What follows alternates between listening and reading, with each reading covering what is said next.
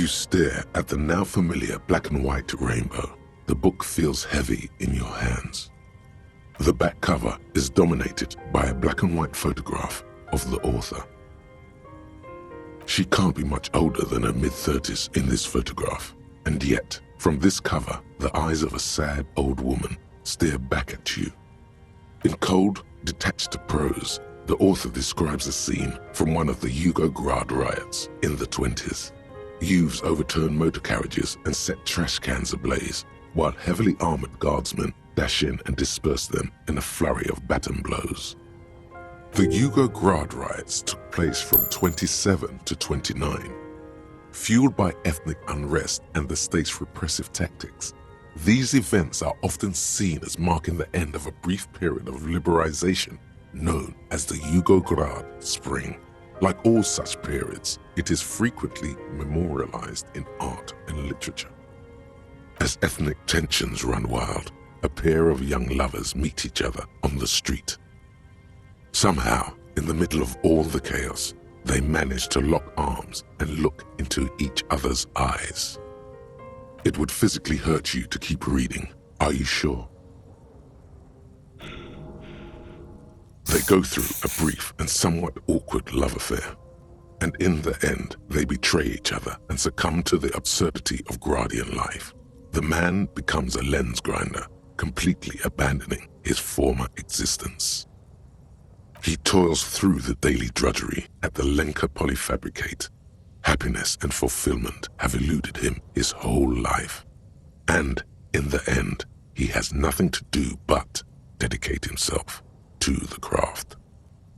She spends the next several decades standing at a conveyor in a Sosnovo fish processing plant. The smell of fish guts slowly seeps into her hair and skin, as every single one of her dreams dies, one by one. The memory of their short time spent together tortures the former lovers ceaselessly until the end of their days. Years pass in solitude, their bodies growing ever more decrepit. As life leaves their remains between the soil sheets, their final thoughts are filled with regret. In cold, the Yugoslavia as ethnic tent, it would physically hurt you to keep reading. Are you sure? You've made the right life choices today, sir.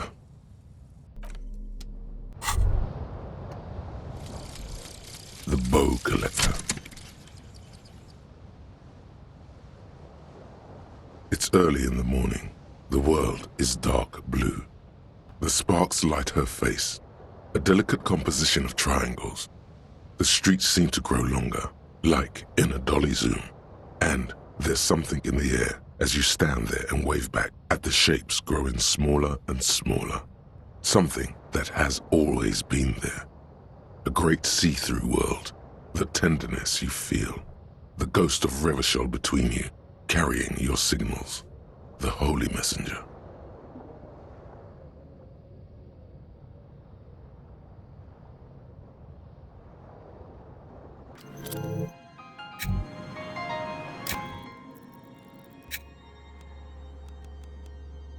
A cockatoo is a parrot with an erectile crest, found on the Seminine Islands and in southern Fas a la Mer. Known for their intelligence and general precociousness, cockatoos are popular birds in aviculture. However, they often exhibit various behavioral issues. This book talks about the delicate nature of twos, as well as introducing some of the most popular species among the bird enthusiasts.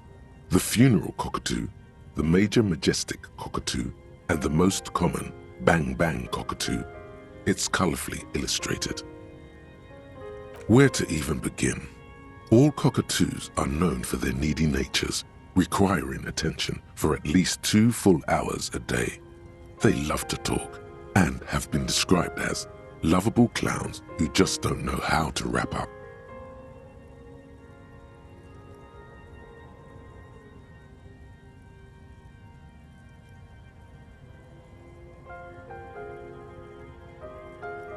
Pet owners also report moodiness, loudness, and hostility as recurring issues.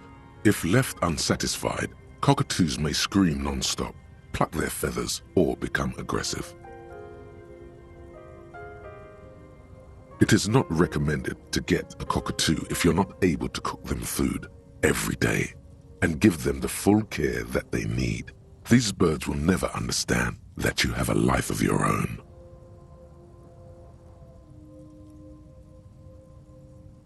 You're right. Cockatoos are magnificent creatures. They love to perform, cuddle and show off, and will even scream for fun, often as loud as up to 135 decibels. Ouch, that must hurt. Performing? Yes, birdie. This is a yellow-tailed black cockatoo. Its specific name, Psittacus venereus, relates to its dark and somber plumage. This bird looks as if dressed for a funeral, 24/7. There is something indisputably ominous about it.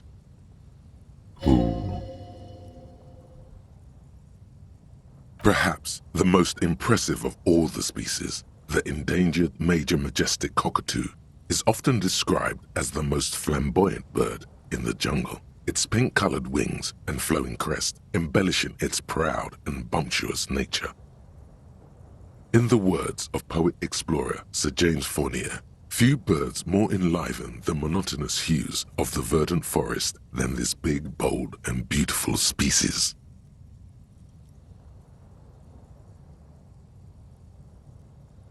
Despite its banging name, the bang-bang cockatoo is actually the shyest of the species, common in almost all Seminoles forests, as well as zoos and homes all over the world. Its plumage is mainly gray and white. The Seminoles name, bang-bang, is thought to be of onomatopoeic origins.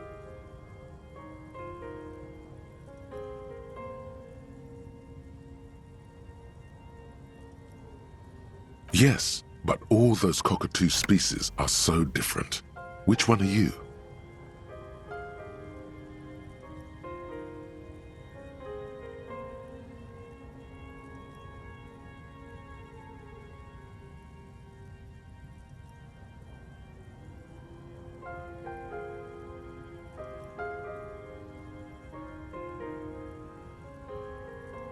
You're right, Your Majesty embodied. This big, beautiful bird belongs on your heraldry.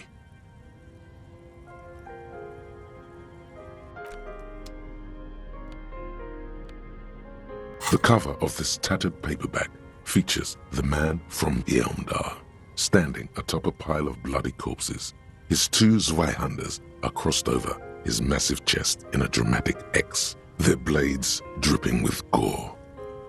Behind him rise the harsh, snow-capped peaks of his native Northlands. In bold red letters, the title, Yeomdaler Man, the man from Yeomdal, unfurls like a banner. In the foreground, a nearly nude woman lies spread in supplication, her privates strategically covered by her flowing black hair. The back blurb reads, "His latest adventure serves as the perfect introduction to the savage Yeomdal saga. Meet man from Yeomdal, his faithful blood brother Tyribald, the noble Lord Hrothgar, and some of their most fearsome foes yet, for the Northlands, for Yeomdal."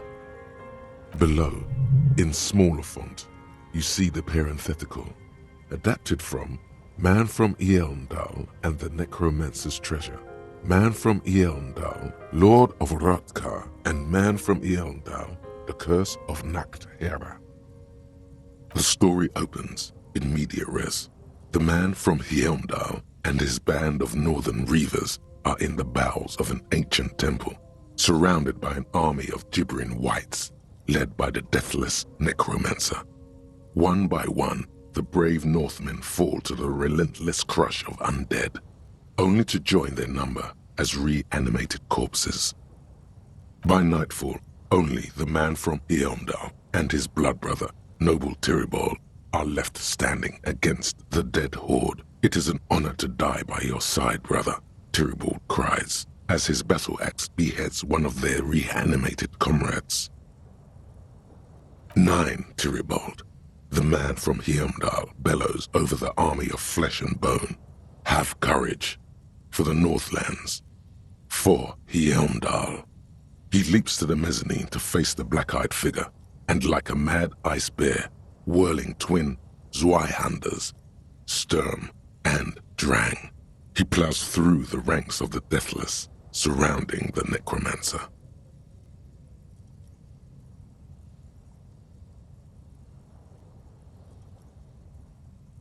And with deadly finesse, his twin blades scissor the necromancer's head from its body. The undead legions collapse like ragdolls as the dark magic leaves them, and the two Northmen stand alone in their cursed temple, where the bodies of their lost brothers litter the floors. A few chapters later, the man from Heimdall and Tyribald are in a completely different setting, high above an arid desert, riding a pair of griffins that always seem to appear at narratively convenient moments. This book makes a mockery of the very idea of good plotting, though something tells you coherence was never the point.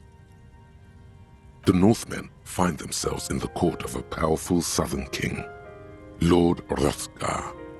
The old king beseeches the man from Heimdall to rid his kingdom of the Nachtherra, a subterranean clan of blind wizards who traded their souls for demonic powers. The man from Heimdall extracts a high price from the desperate king.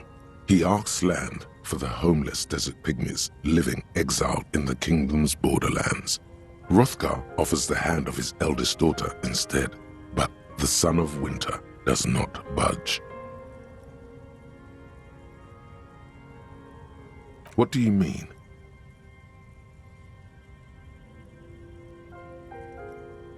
Because the flame of justice burns bright within his chest, because, above all, he's driven to bring honor to the name of his beloved Heimdall, because his noble Cutland blood lusts for glory and conquest. It cannot be denied. What do you mean, is that all? He is the man from Heimdall, forged in the fury of battle. Death was his sire, and blood his dam. He had but 14 winters when he left his frigid homelands in Cutla to seek glory and honor. That is his character. He doesn't even have a real name. What is inside this man? Or is muscle and bone all he is? He is the wildest man alive. The only mortal strong enough to wield the twin Zweihanders, Sturm and Drang, whose names mean storm and... What are you, a book critic?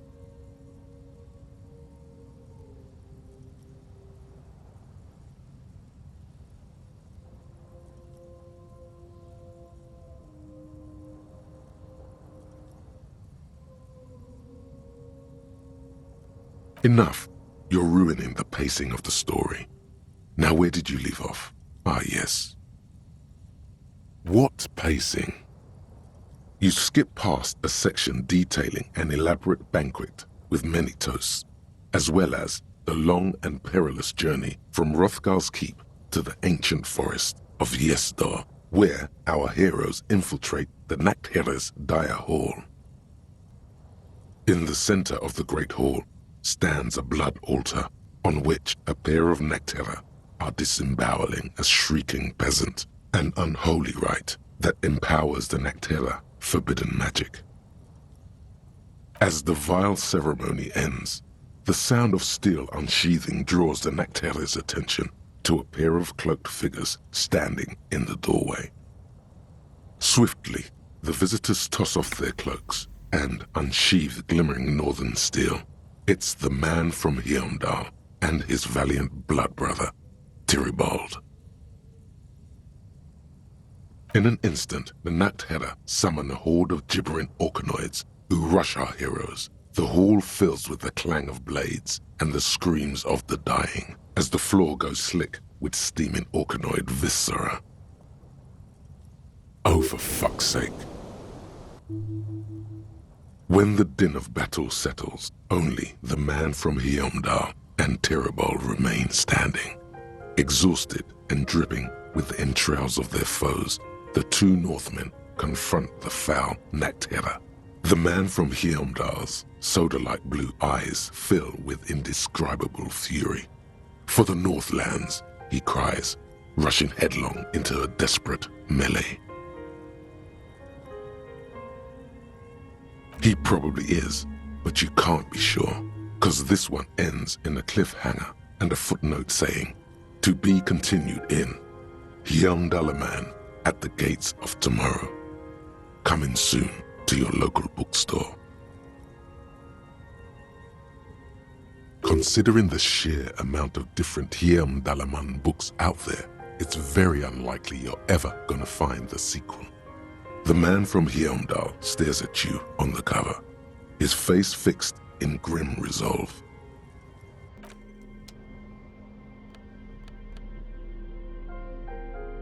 The edges of the pages are worn and smudged.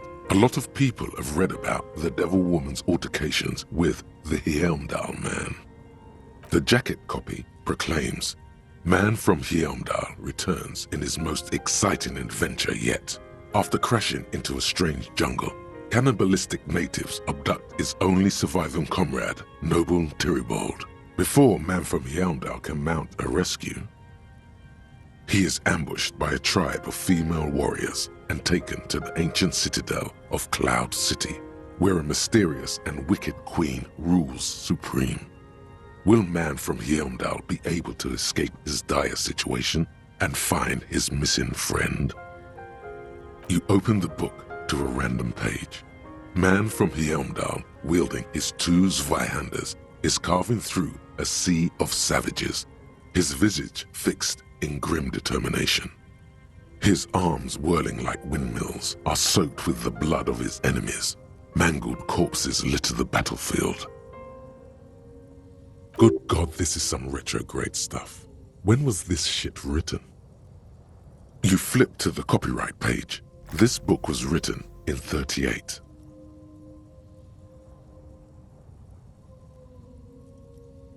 Berserker rage burns in his azure-hued eyes as he brings glory and honor to his long-lost Heimdall tribe. From the village of Heimdall, the ivory giant roars like an ice bear, and the winds of Gatla howl out his name. Man from Heimdall rides on a gilded griffin, his golden mane billowing in the breeze. Both Zweihanders sheathed on his back. He is off to war. Will he conquer his enemies? Will he conquer himself? The steel muscles of Man from Heimdall gleam in the humid jungle air. Yet the man does not sweat. In meditation, his soul drifts in the frigid northlands he calls home. A passage reads, "The man from Heimdall looks up, his eyes blue as the mountain lakes of his homeland. He rarely speaks, but now his voice booms in the darkened throne room. Do not try to sap my masculine essence, wicked temptress.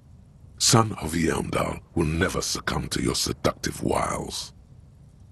Thine spells are no match for purity and strength of will.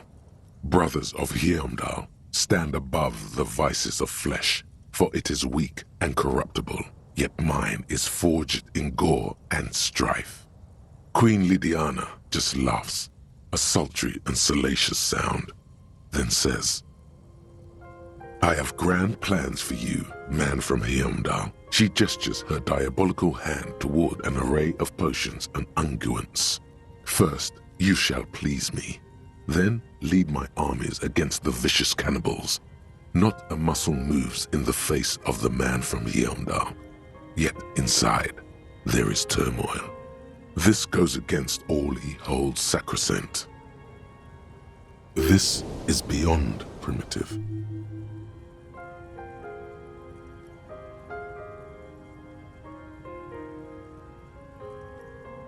In the final pages, Man from Heimdall mounts Galavarin, his mighty griffin, and turns his gaze to the horizon. Queen Lydiana is dead, but an army of cannibals is storming the gates and still there's no word of trusty Tyribald. To find out what happens next, you'll have to pick up Man from Heimdall and the Three-Eyed Skull, available in fine bookstores everywhere. Spring 39.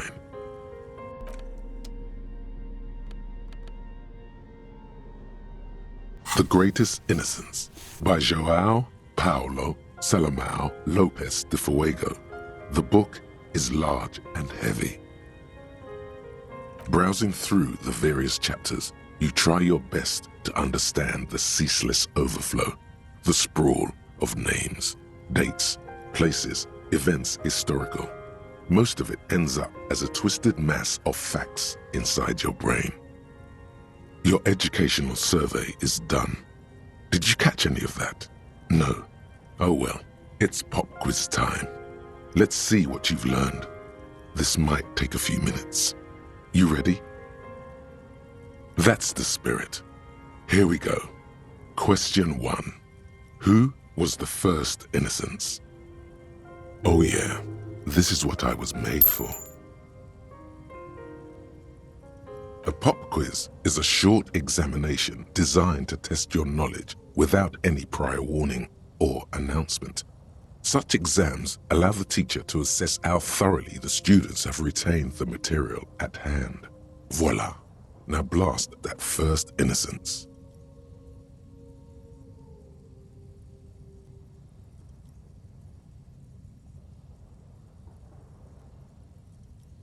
Correct. Nothing much is known about him. It's not even clear that he was a he, but Franco Negro presumed as such and called him Pius. He's depicted as a young man with molten gold pouring out of his mouth. All he spoke was gold. It's said he invented God and equality of men before God. He also introduced the gold standard as a way for measuring people's love for Aurum.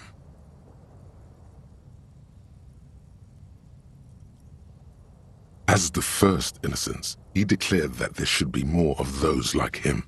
It is presumed his disciples were the beginning of the Holy Party, the founding party. Question 2. Who was the strongest innocence? Easy. Everybody knows the answer to this. You, me, anybody. An innocence is the highest category of historical personage in the world, a literal personification of history. Traditionally, an innocence, when anointed, assumes supreme rule over the Occident or the known world in general, at least the parts that matter. I can do better. Okay, so commonly an innocence does not enforce his or her power through military power. This is seen as unnecessary. The innocence wins because an innocence can't help but win, for their deeds are inevitabilities. Did this help? Great.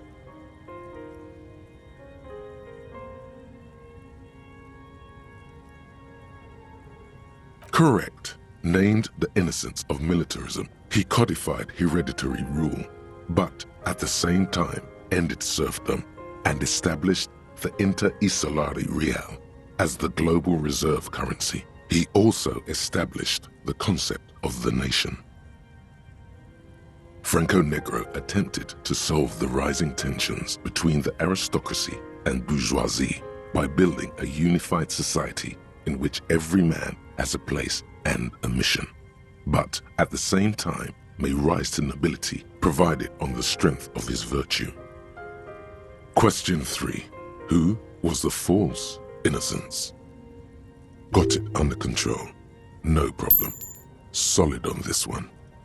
It's widespread historical information. Yes, there exists a group called the Founding Party, known as the Holy Party, during the time of the Pericarnacian. This, the world's oldest international organization, spends its time in search of either the re-emergence of the innocents or new members. There seems to be a mix-up with the sources. It's not my fault.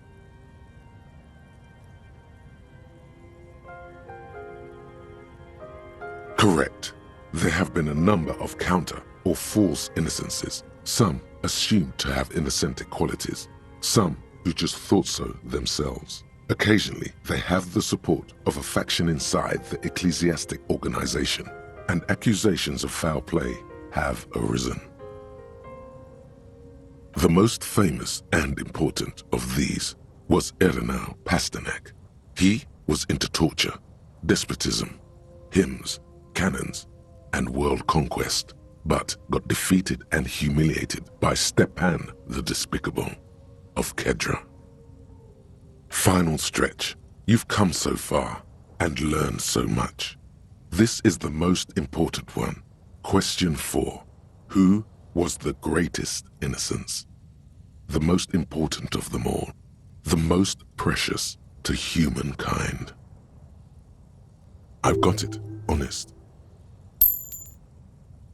Of course, this is my thing, the reason I exist in this world. The correct answer is Franco Negro. 0 doubts.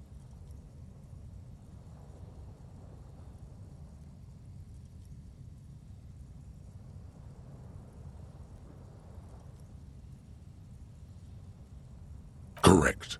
The Mesk might see Franco Negro as the father of nations, but as of this century, there's been a great shift in attitude. Dolores Day has become widely regarded as the greatest innocence, a most radical change to the whole fabric of the world. Everything from inter-esolary travel to the connected world to 3 consecutive scientific revolutions can be traced back to her. Every decade that passes, she seems less human somehow, and more beautiful. Congratulations on finishing the test. The results and your subsequent grade have been calculated. You get an A. All correct. Impressive. Oddly so. You really navigated some treacherous waters here. Well done. You are really just talking to yourself. It is quite silly. Man, something's weird about this book. You should do something fun instead. Rock out. Forget about it.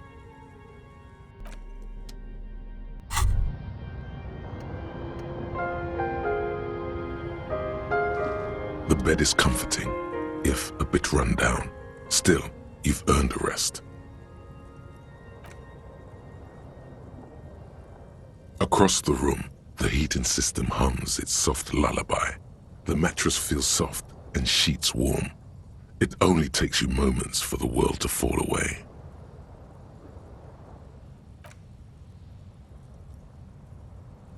Thoughts, baby. A million little lights in the dark.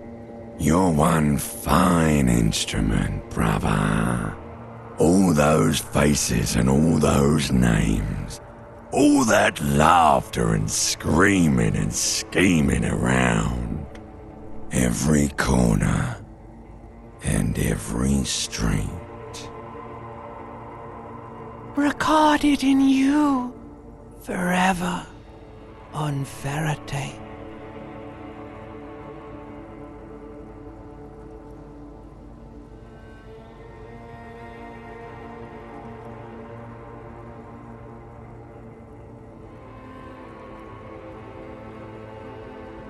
No, you're spinning tapes at the discotheque. The great unceasing disco of the mind. The flash, the bang, the endless learning experience. On and on it goes, for untold hours. At the disco where you first asked her to dance. Rising, rising, above the dark curvature, the great wingspan of sleep, studded with stars. Behold, there are millions of them down there. The first time, the last time, the smoke in her mouth, the plotted flowers, the faces turning, changing. It's the world, Harry boy, and you're made of it. Every day you're out there, you make more of yourself from it. I'm afraid you can't be unmade now. You can never forget this shit.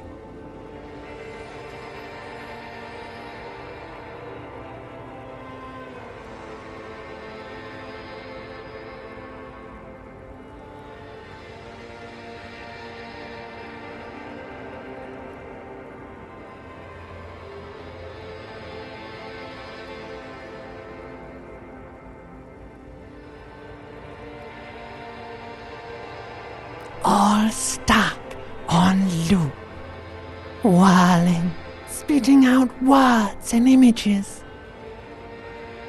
You're the son of the world again, Harrister, a ceaseless agent, picking up litter and old newspapers, collecting your little bubblegum wrappers and idiotic picture postcards. Meaningless keepsakes. Reading your awful letters and recalling things, aren't you? The endless names of the world. An address book you are. The map of a city. You'll go insane if you keep going like this. One more day, and you'll be in the loony bin. I just know you will. And for what, brother man? For the greater good.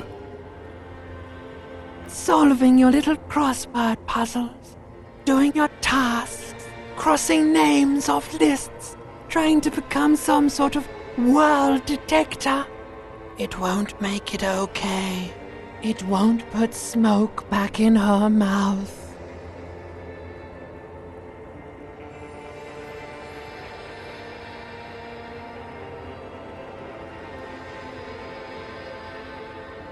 There he goes again. He's a real political animal, our Harry. He still doesn't see that it's the world changing around him.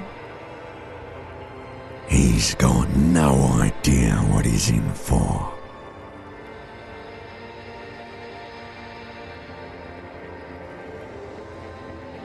Cause only love can break your heart.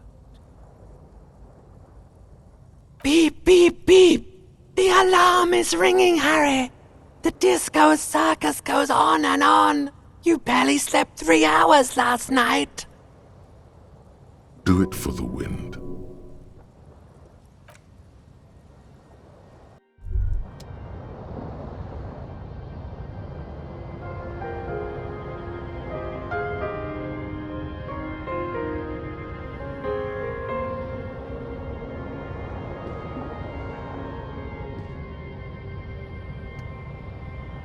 Good. You're up. Listen, there's something that's been bothering you for a few days now.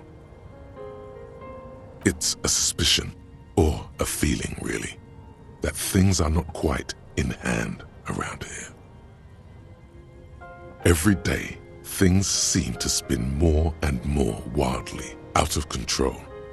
The center isn't holding, and despite your efforts to moderate and contain these energies, things only seem to be getting worse.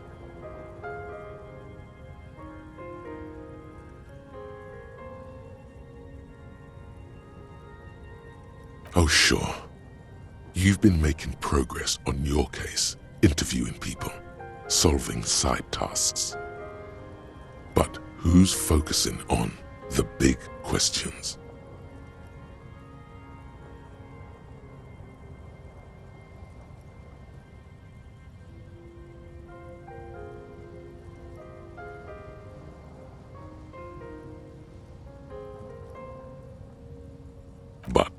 you ever seen them? How do you know they're even there? More importantly, how do you know they aren't waiting for your participation? You've got to find out who bears la responsabilité.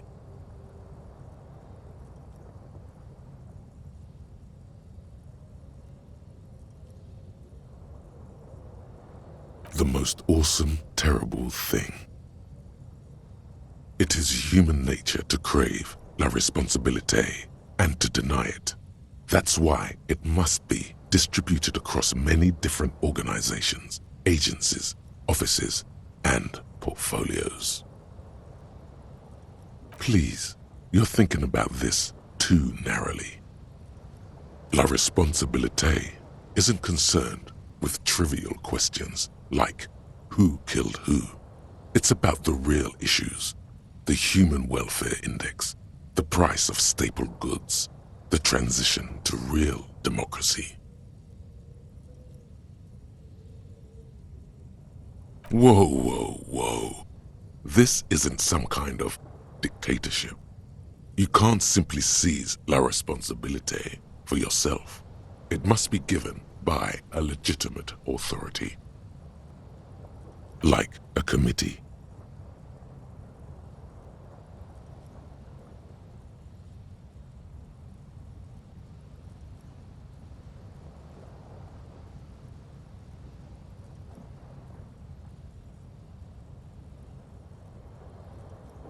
Only the most even-keeled minds in Martinez. Your half-brother, the lieutenant, is a natural place to start. Together, you'll be able to discover who has la responsabilité in Revachol.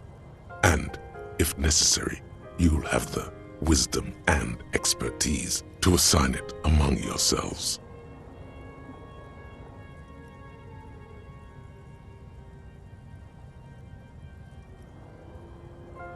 Most likely, your findings will be collected in a report which will be carefully reviewed by your superiors.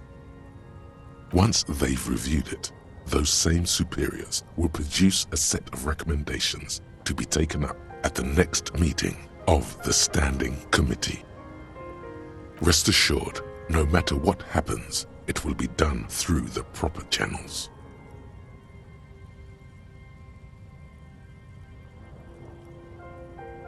Good luck. Your report is eagerly anticipated.